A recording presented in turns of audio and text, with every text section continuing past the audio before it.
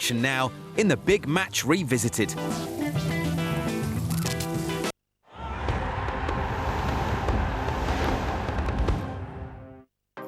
More great drama? That's just the job. Trust a Trader, sponsoring ITV4 Daytime. TrustATrader.com.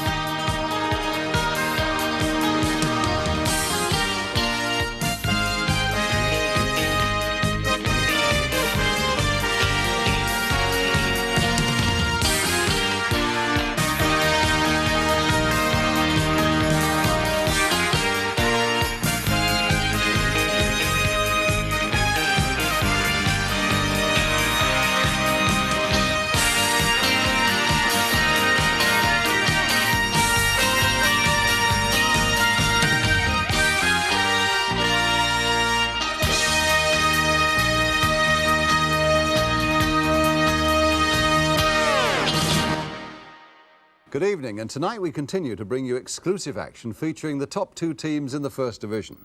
The second team, Aston Villa, visiting Spurs. It's with Hoddle. Galvin's pass. Pushed away by Rimmer. A brilliant shot by Hoddle. Leaders, Ipswich, visiting Manchester United. And McQueen meets it. And then Moran off the top of the bar. And Leeds against Wolves, which throws together these two fellas. You don't need me to tell you that they're brothers. Leeds manager Alan Clark on the left, Wolves, Wayne Clark on the right. And tonight, bad news so far as the World Cup is concerned for Scotland. Jim Rosenthal with the details. Kenny Dalglish and Graham Souness are both out of Scotland's match against Northern Ireland, who could well be without Sammy McIlroy and Martin O'Neill. The Republic of Ireland have 4 men injured: Arsenal's Frank Stapleton and David O'Leary, and Brighton's Mark Lawrenson and Michael Robinson. And Peter Shilton misses England's international with Spain. Well, we start tonight with Spurs against Aston Villa. And the reason we were at White Hart Lane today was to see this Villa side as they chase Ipswich towards the Championship. Well, they came into today's game 1 point behind Ipswich and having played 1 game more. And for one young Villa player, well, it's been a memorable week. Last Sunday night, we saw Gary Shaw acclaimed as the Young Player of the Year at the PFA dinner in London. Well, here he is back in London today to spearhead Aston Villa's thrust towards the top of the First Division. And he faces this Tottenham side that at the moment is going through an unimpressive spell. Now they have Milja Alexic returning to goal because Barry Daines has a shoulder injury, and Spurs try a new defensive formation with Graham Roberts going to central defence, Steve Perryman to right back and Chris Hughton to left back. Meanwhile, Aston Villa, they're without a key player. It's their striker Peter Withe, who was suspended earlier this week, and his place now goes to the former Ipswich striker David Geddes. Villa come to this game, in fact, with a proud unbeaten record in their last 10 games. The referee today is Leslie Burden from Dorset, and on the skyline, Alexandra Palace there, where so much of television began. It's on a grey and a blustery afternoon, and indeed the high winds are going to make it very, very difficult indeed for the players here today. And Spurs in white get us away, attacking the goal to our left, on a day when Aston Villa will be looking for at least a point after dropping one at home against Manchester United last Saturday in that 3-3 draw. It's Kenny Swain with a bit of a shiner there, the former Chelsea player in his right eye. Got it in training this week, although when I asked him, he said he'd gone in and asked the boss for a rise, and that's how he got it. There's a good start for Tottenham. It's Gary Brooke making a very good run indeed there, and a good cross coming in. And Williams was lucky to get that one away as Rimmer was sprawling in that 6-yard area. Well, Jimmy Rimmer didn't really know an awful lot about that one. It was a great run by Brooke and a lovely cross in there as well. Mort. Well, Maul is after this one, and Perryman had gone with him. Curled in there again, and Miller. Now just look at that ball. Whoa. And in the end, Alexic had to punch it over. The perfect illustration of how difficult it is in that high wind. And the ball was crossed in there, miskicked there, And now suddenly there's a problem as the Villa come in, and that would have gone in the goal until Alexic punched it over. So it's a corner then for Aston Villa. And Bremner given almost a free go at that one, but Mort's right in there still, and an offside against Gary Shaw.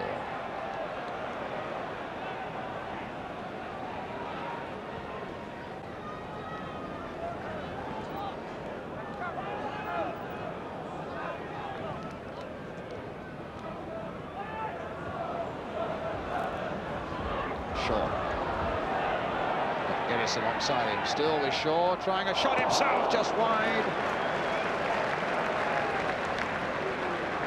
Lovely skills on the ground there by young Gary Shaw, twisting and turning and eventually getting his shot in the end about 2 yards wide.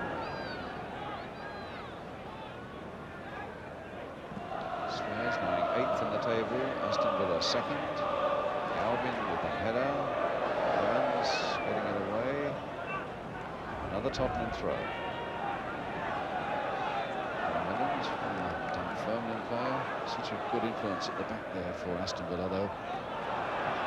Ardiles playing it in. Archibald, I thought, was going to have a go. Crooks might have a shot. Oh, what a good save!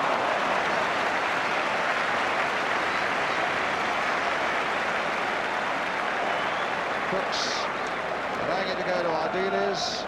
It's played here by Archibald. Comes for RD for Crooks again, and a good piece of keeping there by Rimmer.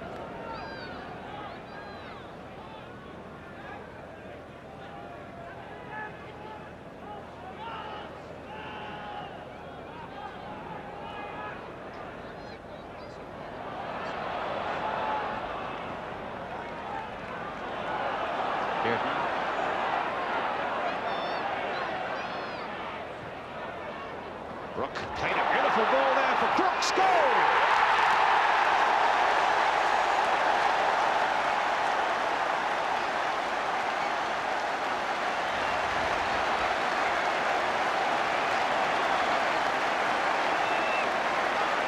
Well, that was a beautiful bit of shooting by Crooks, but above everything else, it was a superb ball played here by Gary Brook. That's the ball there, played first time, inch perfect. Onto the left foot and past Rimmer, and Spurs ahead. So 4 minutes before half-time, Spurs take the lead. Villa will really have to come for them now. Having lost a point last Saturday against Manchester United, they can ill afford in their chase for the championship to lose a couple today. A long time to go, but Spurs have got that first vital goal. Perryman weaving his way along there, a back heel coming off for Ardiles. Flicked here for Archibald. Ardiles again with a shot, and it's wide of that Villa goal.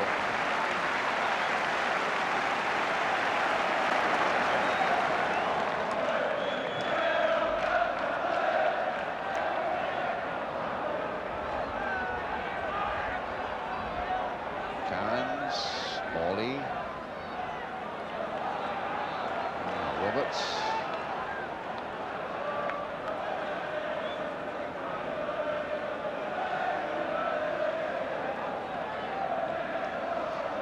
Peter With would feel that he might be more profitably employed out on the field at the moment instead of being suspended and on the bench. Here's Crooks again for Tottenham.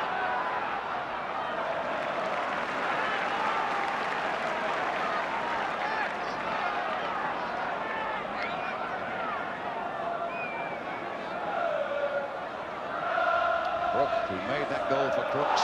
Crooks brought down a dive, says the referee. It's going to be a goal kick.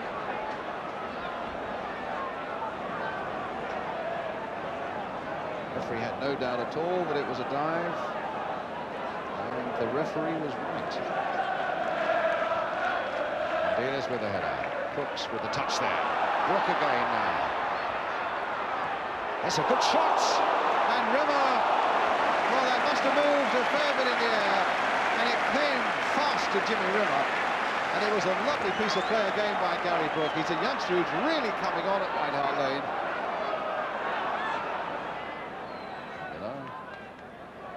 Can Galvin get in behind them? Well, too late because the half-time whistle is gone. Northcote's goal after 41 minutes being enough to put Spurs into the lead, made for him quite superbly there by young Gary Brooke. So Ron Saunders goes off, a business-like walk, because he's got some business to do at half-time in that Villa dressing room, and a half-time score here at White Hart Lane. Tottenham Hotspur 1, Aston Villa 0.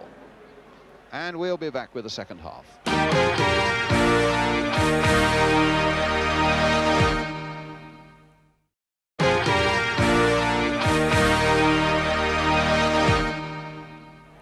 So Villa then get us away at the start of the second half. Taking the goal to our left. I would think they might well have had a few pointed directions, or pointed words from their manager in their direction during the half-time interval. They certainly looked a little lethargic, I thought, in the first half. And of course, now this goal down, they've got to come out and really attack Spurs in the second half. Here's Alexik.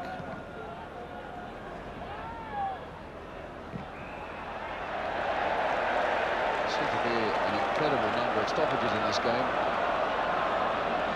And now Spurs have got a free kick.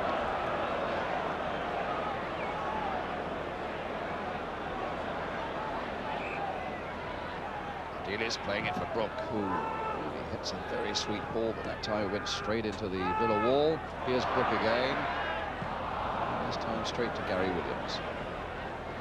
Hughton's header, Brooke again. And this time into touch.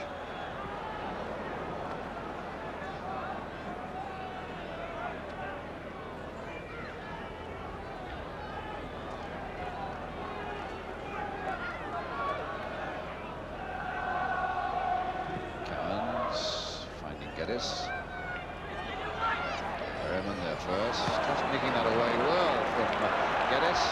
Brooks, giving it back to the Villa striker, and a good ball finds Gary Shaw. Down goes Alexik.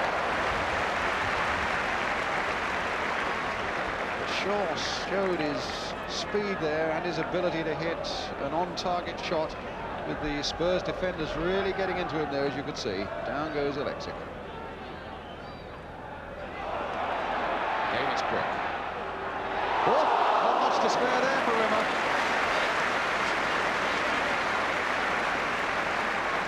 And again, a finely struck ball there from Gary Brooke. And it's a goal kick.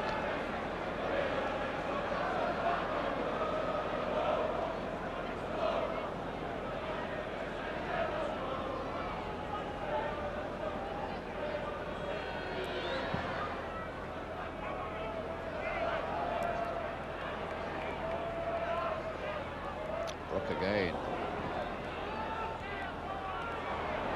Now Shaw. Oh, what a ball by Shaw for Geddes. Is this the equaliser? No, it's not. It's over the top.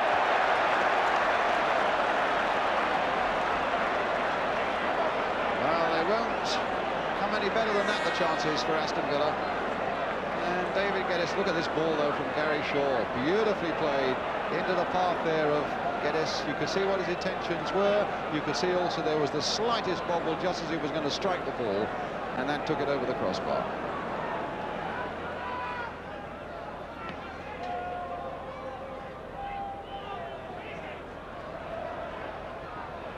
Bremner beaten away by Brooke. The game allowed to go on there. It's with Hoddle. Galvin's pass. Pushed away by Bremner. A brilliant shot by Hoddle. And a fine piece of keeping by Jimmy Rimmer. There's the ball played in for Hoddle. What a strike that was. And a save.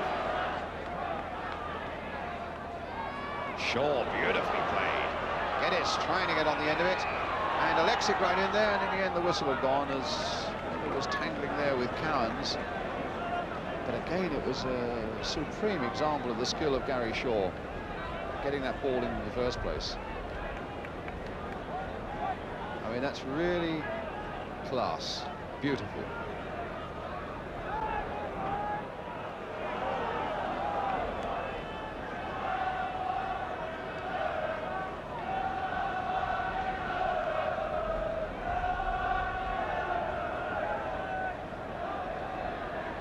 Spurs, of course, beginning the winding up process towards a semi-final next month against Wolverhampton Wanderers.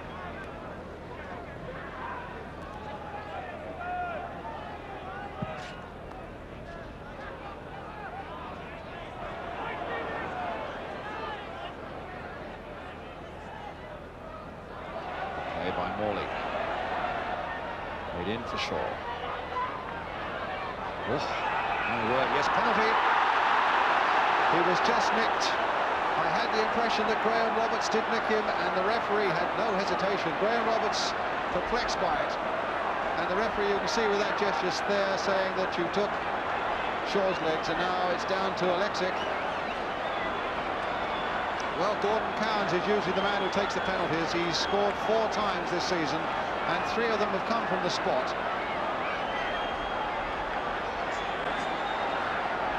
So Cowans, well, that won't help the tension for the moment, as the wind blows the ball off the penalty spot. Well, I wonder what it'll do for Alexic. Now, Cowans versus Alexic, and this could be important for Aston Villa. Oh, and he's missed it!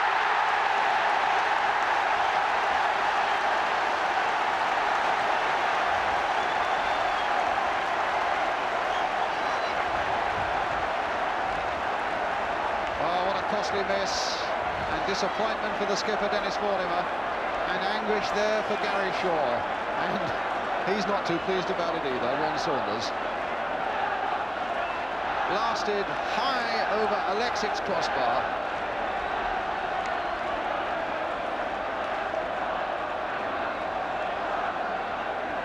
With a lot to spare, and he's still ruminating it. I suppose he's wondering if, in this high wind, it was quite the penalty to take, lashing it, because it's always going to get caught a little bit on the breeze.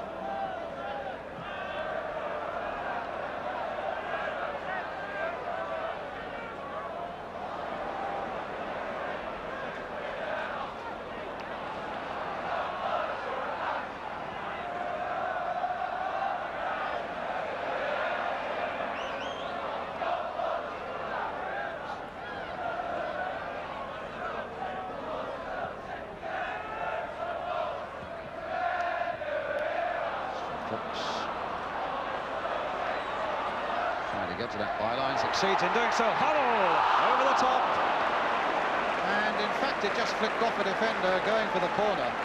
But you can almost read Huddle's mind there. Suddenly, out of a clutch of players, the ball suddenly came to him when he least expected it there, and he suddenly thought, this could be mine. Just flicked off the defender though, over the top, and Huddle will take the corner.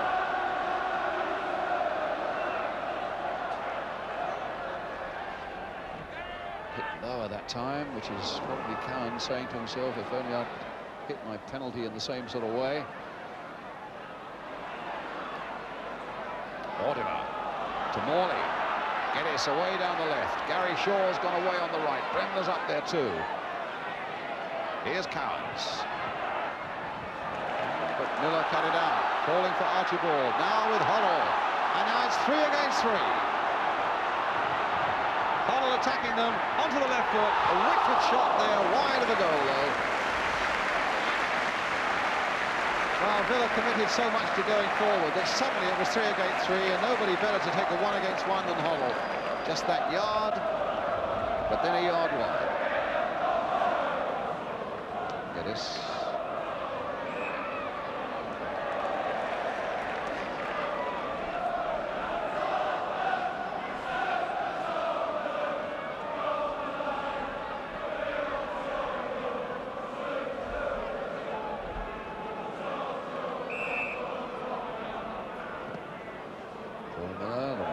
Forward. Brooks finding Galvin. Still with Galvin. Getting it back there. Archibald!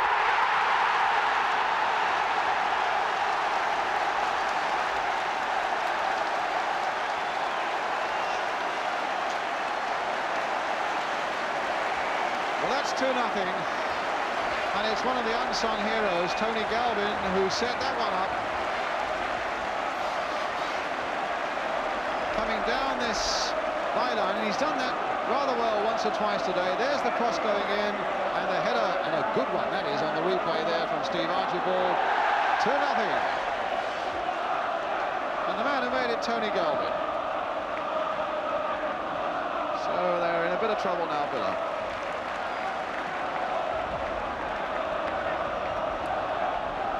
He never looks all that happy when they're winning, but he realises that there's a lot to be done now to bring this game round.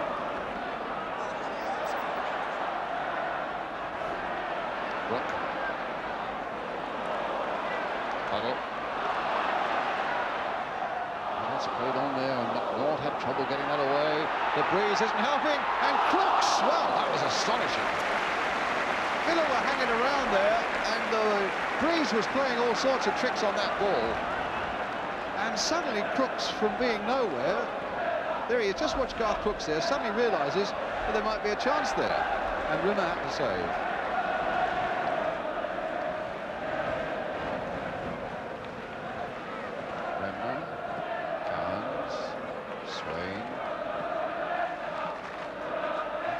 With a header, Houston turning to give himself an extra half second, but it wasn't enough, and here come Villa again with Mortimer.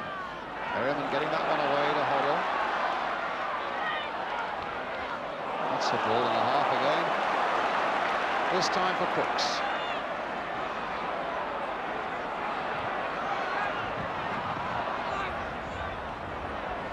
Galvin looking to get to the byline again, it'll be a corner.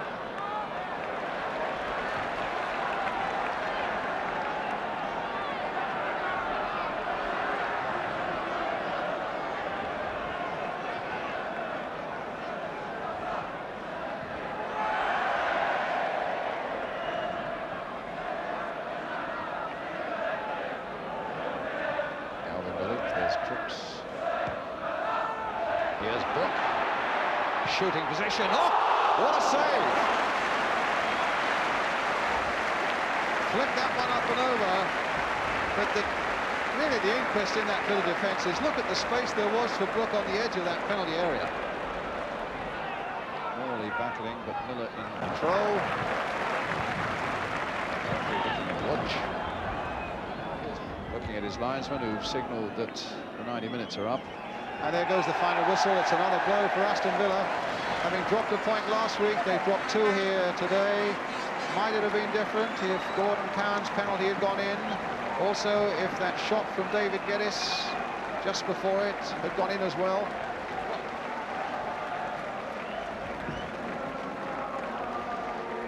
As it is, Spurs, with the old firm of Crooks and Archibald, have brought about a victory, with a good second-half performance to boot. Final score then here at White Hart Lane, and it's Tottenham Hotspur 2, Aston Villa 0. And indeed, Spurs and our cameras certainly caught Aston Villa on a bad day. They just never got started. And remember, later in the programme, we'll be seeing how Villa's Championship rivals, Ipswich, fared today at Manchester United. But what a sad day it was for young Gordon Cowans, the youngster who missed that Villa penalty. I felt right from the start things weren't going to happen for us, the way we started. Just one of those days all around. It's just pleased we've got it out of the way and hope we don't have another one like that. Yes, indeed. I mean, it was a particularly unpleasant day for you, wasn't it? Yeah, I'm sick. The penalty, normally I put them to the keeper's left. As I came up to the ball, I seen him moving to his left, and halfway up to the ball I changed my mind, which you should never do. Really? See, as I get halfway up to the ball, I'm leaning back and I see the keeper move, so I change my side. And so you decided to put it the other way? Try and pull it in the other corner. You still seem a bit upset about the whole thing. I am. I'm sick. Yeah. Really, we should have scored 2. The chances that we did have, one was Dave Geddes where he was through, and an unfortunate bounce, and he kicked it over. This is it, in fact. Yeah, this is it. I mean, it's a great ball by Gary through here. And Dave's running through with just to keep her to beat. It's a skill, really, which when you're in that position, you should make sure. And I think Davey really should have made certain of that one. We've just got to make sure our concentration is 100%. If we don't get that, then we're going to sort of drop more points. And we're not going to do the job which I know we're capable of doing, and that's winning a championship. That's confidence, but can I just put one point to you then? Great sides do concentrate all the time and do overcome conditions like today. Yeah, well, great sides do. This is a thing that we've been doing up to today, Brian. I mean, it's a thing that I feel that we've been getting results where through sheer concentration and determination we've been getting results, where today we had a little lapse and it will be the last as far as we're concerned. You know, we've got a week now to put it all right, and we've got a game against Southampton, another tough game, which is the kind of game you like to play in after a game like today. And that's the game where we've got to put it right and start getting back onto a winning trail again. We've got 8 games to go, and if we can win every game, which is not beyond our sort of capabilities, I feel, then we've got a chance.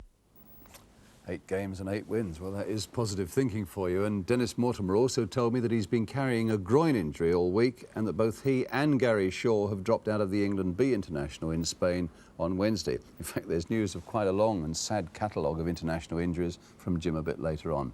Also coming up later on, Manchester United against Ipswich, Leeds against Wolves, and a bumper day on the pools after this break.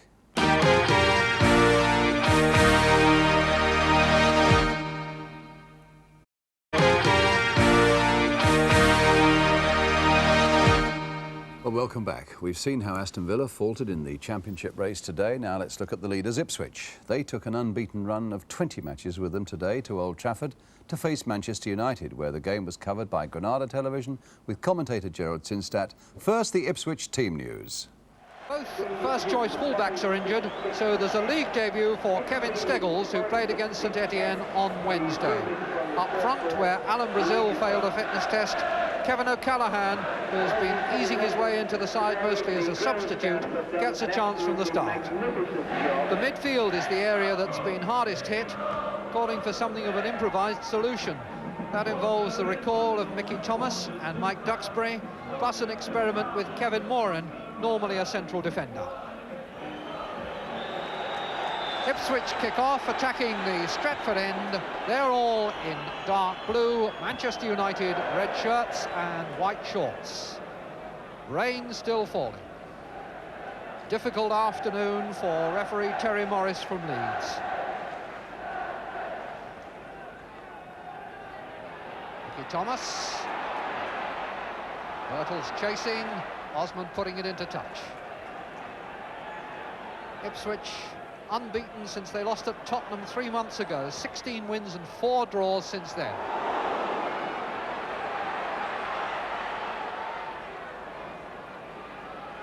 Callahan, Paul, Callahan and Ipswich playing lovely, calm, confident football out of defence. Which is beautifully done. Muren's ball forward, put into touch by Barker.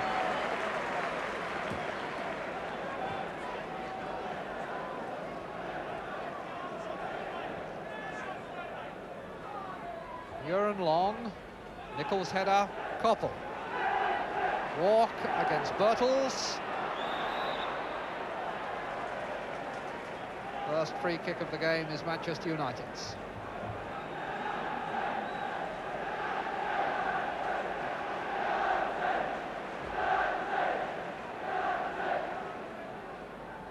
Martin Buchan calling Duxbury short. Jordan.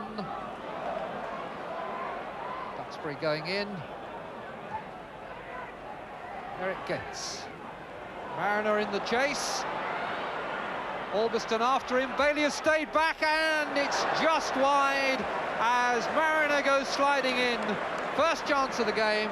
2 minutes gone with Mariner chasing the through ball. Clear lead over Buchan, then chased by Albiston. The ball wide.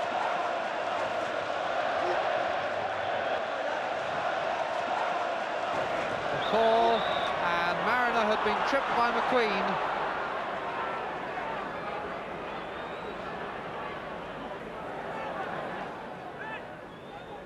Deciding the number 3 is McCall, but Muren will take the kick. And McQueen takes no chances, puts the ball out for the corner. Gordon McQueen, whose height is so important to Manchester United's defence. There he is, number 5 in the middle of that goal mouth.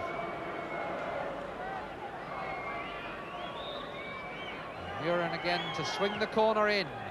Butcher, 1-0.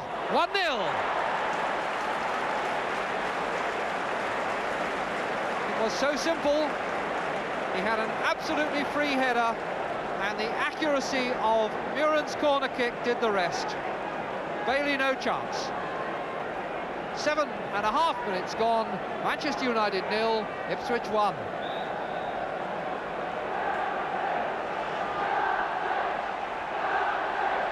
This is their 52nd game of the season, Ipswich, and they've now scored 106 goals in all competitions. 8 for Manchester United is Birtles, 5 for Ipswich, Osman.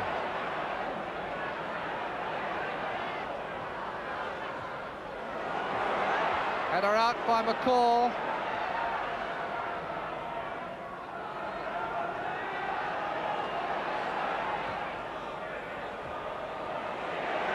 Duxbury.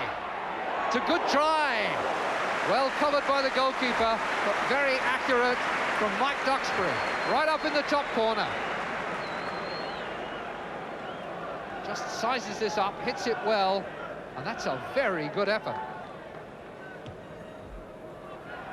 Under pressure. Can Birtles make something of it? The call was in first, and Osman.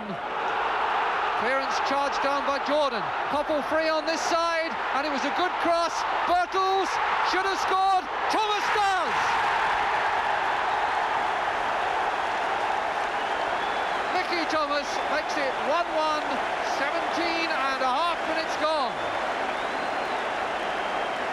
Jordan, a lovely cross. Koppel can only half knock it down. Birtles probably should have scored. Cooper saved it, but he couldn't stop Thomas. That's Mickey Thomas getting his 3rd goal of the season, coming back after missing the last 6 games.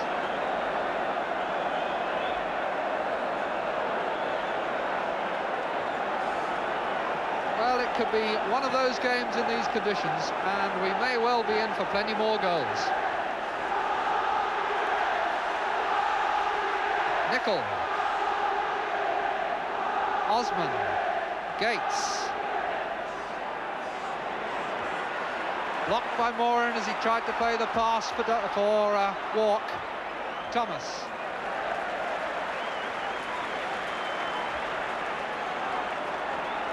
Well, Mickey Thomas enjoyed that one.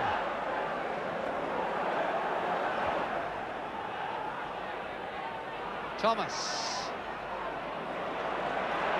Alveston going up outside him, but he's wondering about the cross and has played it. And it was as well that McCall got his head to it, because Koppel was lurking 2 yards behind him.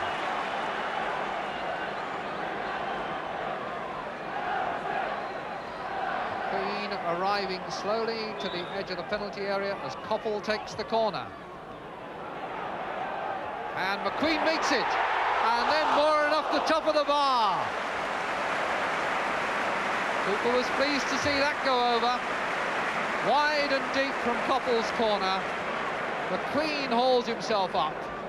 Moran the second header, and off the bar.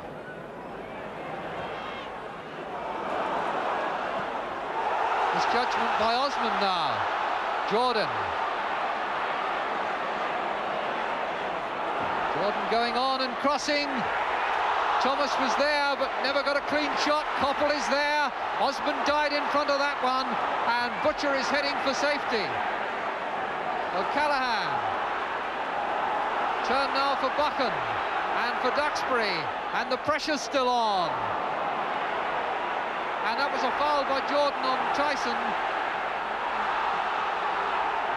McCall, Nicol, Ipswich not out of the wood yet.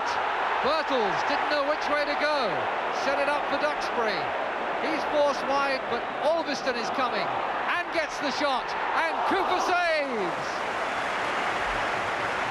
Took Manchester United a long time to find the shooting chance there when they kept building and building the pressure, but it finally fell to Alveston, and Cooper got down to save.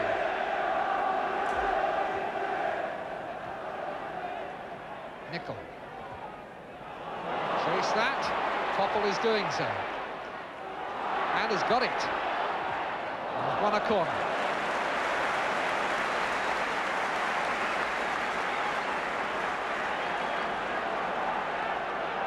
Mariner immediately coming back to give cover against the height of McQueen. And McQueen gets it nonetheless. There's a miss kick. Butcher still not clear, and Jimmy Nicholl has made it 2-1 with his left foot.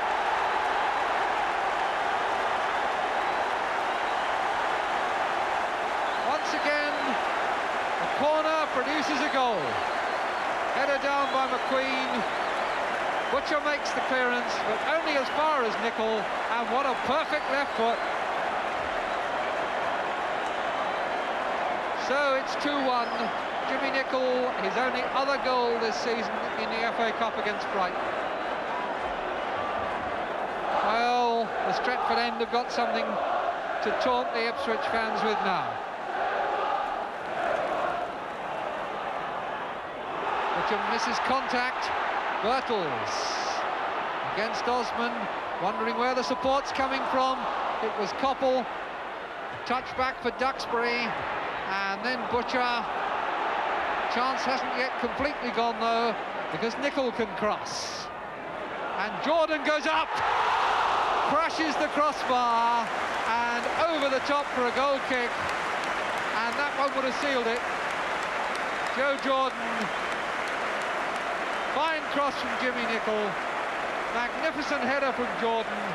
And Ipswich saved by the bar. Callahan. Duxbury won that. Thomas now.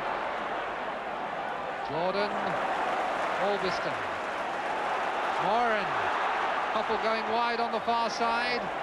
Not down for Nicholl. And Manchester United have had 6 men in the move. And now it's looking for Jordan's head. And off Butcher. And Cooper collects it. Manchester United beginning to show us some football. Cross driven in, and Jordan got a header to it. Butcher's body was in the way before Birtles. Butcher forward. Flick from Walk. Gates. Mariner. Last chance maybe for Ipswich. Can O'Callaghan get in? He can't. Can Tyson get in? Can Osman? No, but he was close. Referee checks his watch. He's given us 1 minute and 3/4 over the top. It could well have been, but that was the last kick of the game, over the top. Osman, whose shot went high.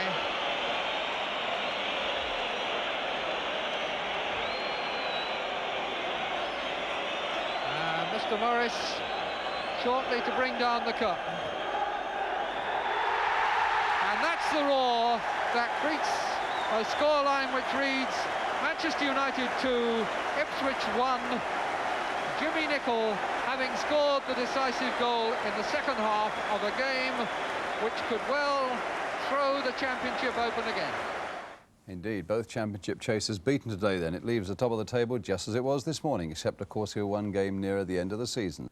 Well, a crowd of nearly 50,000 saw Liverpool win the 124th Merseyside derby.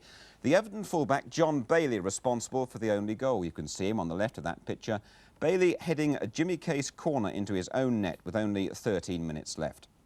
There's no significant change at the bottom, where all 4 teams drew 1-1. Palace got their first point under the management of Dario Gradi. David Price's first goal for the club at Leicester. Justin Fashanu, the Norwich scorer against Arsenal, who earned their point with a late goal from Brian Talbot, while Brighton stay a point above Norwich after being held at home by Stoke. Well, after the week they've had, you could forgive the second division leaders West Ham for suffering some reaction. They dropped their first home point since the opening day of the season in a 1-1 draw against Oldham at Upton Park, and Paul Goddard's 81st minute equaliser saved the League Cup finalists. But West Ham are 9 points clear of Notts County. They beat Orient with a Ray O'Brien penalty, but the crowd at Meadow Lane a pitiful 6,500. Blackburn move above Grimsby after the goalless draw at Chelsea. Well, on the night when he's been drafted into Scotland's squad, Joe Jordan has revealed he's unhappy at Manchester United.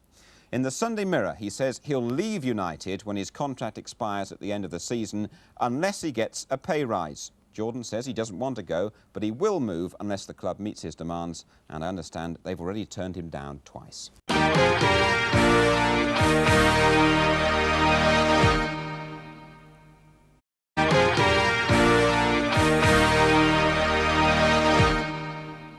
All right, more goals now as we go to Leeds against Wolves. And for Tottenham, of course, this is more than of passing interest because Spurs face Wolves in a cup semi-final next month. The pictures are from Yorkshire Television. The commentators, Martin Tyler. Leeds, as usual, are in white. Hibbett. Here's Derek Parkin. Waving Gray into position to take the pass. In from Clark. Richards jumping here, and it's John Richards' touch that rolls into the corner. Wayne Clark will enjoy that moment, playing in the cross. Richards flicking it, may have just flicked off Parkinson as well. Really hard for the players to work any tempo in conditions that are getting heavier by the second. But here's Chandler trying to break through the middle, and Harris with a chance to even it up. Bradshaw's forced it wide, and McCall saves the day. Wolves really for the first time with 20 minutes gone caught in a mess through the middle. It broke for Harris. Bradshaw's challenge forced him away from the goal, and as he turned it back, John McCall knocked it behind as Chandler went flying.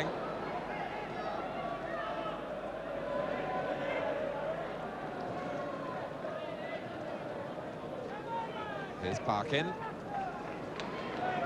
But looking right, and Carr having to make ground to get there. And the deflection, turning it towards Cherry. McCall gives it straight to Flynn, and there's a race on here. And Harris may well beat Bradshaw to it. Now, can he turn it in this time? He can!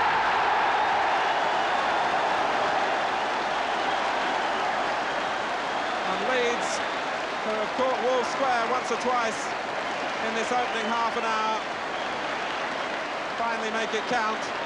It was left for Bradshaw by Parkin, but Harris always had the speed. Then all he needed was the composure.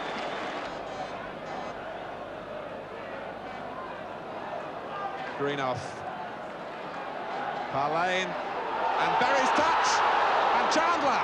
And John McCall really has defended sternly for his side.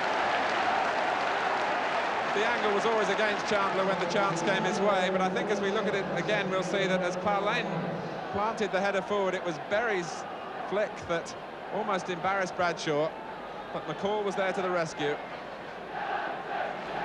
And Stevenson here, and picks away past McCall. Now Graham. Looking to place it, but the flag's up, and the goal will not count. And Arthur Graham, who has had a bad run in front of goal, placed it in so skillfully. That was the Graham effort. And the Leeds player clearly in an offside position, and clearly there interfering with play. He's leaving a mark on Arthur Graham, but Harris gets away from Berry. And Palmer just gets a toe in, as Harris had got into a dangerous position with three colleagues up in support. Well, everyone missed it. Harris miskicked it. Parlane battling for it. And Parkinson seemed to hit the post. Parlane! And they're appealing for a penalty as McCall blocked it. Parkinson hit it first time. It came out off the post, and as it was driven back, the arm seemed to be up from John McCall, but the decision was a corner. Really is hard work on that far touchline. Wolves making light of it. And Richards setting up Clark here and showing the composure of his brother. Well, it could have been Alan Clark scoring, couldn't it? In fact, it was Wayne for Wolves. The style identical. And Wayne makes his famous older brother suffer. Richards the provider, and Wayne Clark wouldn't be hurried. Turning inside Eddie Gray, holding off Graham and towing past Lukic. Here's Graham. Hits it well. Leeds thwarted by the crossbar. And it's not turning out to be Arthur Graham's day.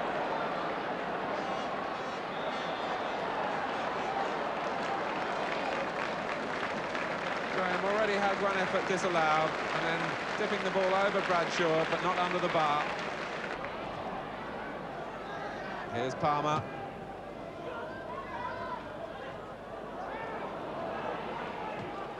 Graham having to go back to go forward and giving it away. It deflected off Richards for Gray, and that wraps up Wolverhampton Wanderers' first away win in the First Division since April the 7th last year.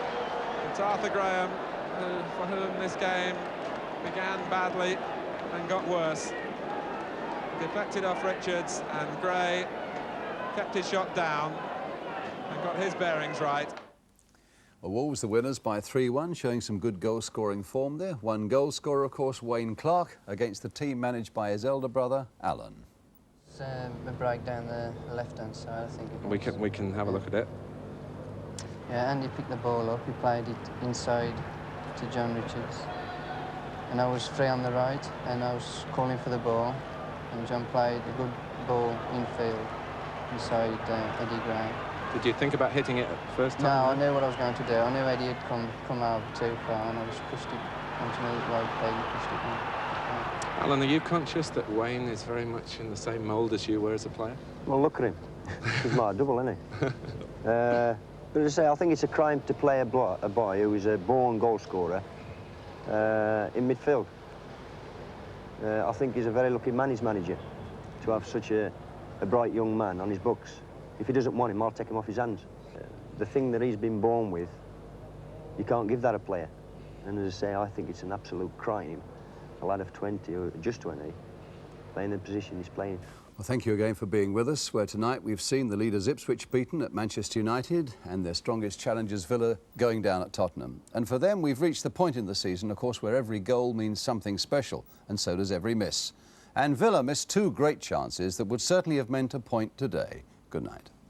Now Shaw. Oh, what a ball by Shaw for Geddes. Is this the equaliser?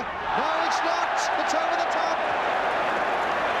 Now, Cowans versus Alexic. And this could be important for Aston Villa. Oh, and he's missed it!